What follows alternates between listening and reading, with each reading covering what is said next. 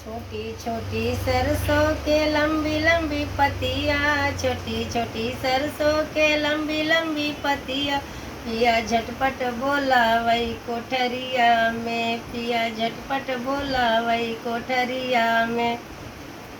कैसे कयाई पिया तोहरी कोठरिया, तोहरी मम्मी जे सुते दुवरिया में, तोहरी मम्मी जे सुते दुवरिया में।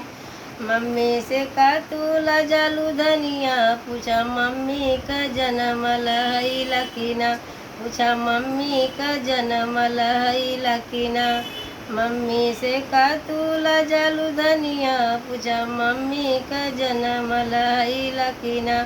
छोटी छोटी सरसों के लंबी लंबी पतिया, पिया झटपट बोला वही कोठरिया में, पिया झटपट बोला वही कोठरिया में।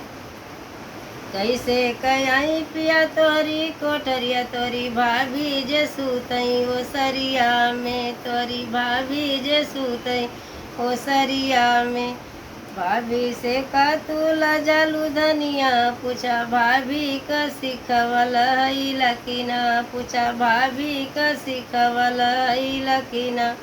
छोटी छोटी सरसों के लंबी लंबी पतिया, छोटी छोटी सरसों के लंबी लंबी पतिया, पिया झटपट बोला वही कोठरिया में, पिया झटपट बोला वही कोठरिया में। कैसे कयाई पिया तोरी कोठरिया, तोरी दीदी जे सुते दलनिया में, तोरी दीदी जे सुते दलनिया में। दीदी से का तू लजालू धनिया, हम तो नहीं का भैया हई लकीना, हमरे दीदी से का तू लजालू धनिया, पूछा वो नहीं का भैया हई लकीना, पूछा वो नहीं का भैया हई लकीना। छोटी छोटी सरसों के लंबी लंबी पतिया, पिया झटपट बोला वही कोठरिया में, पिया झटपट बोला वही कोठरिया में।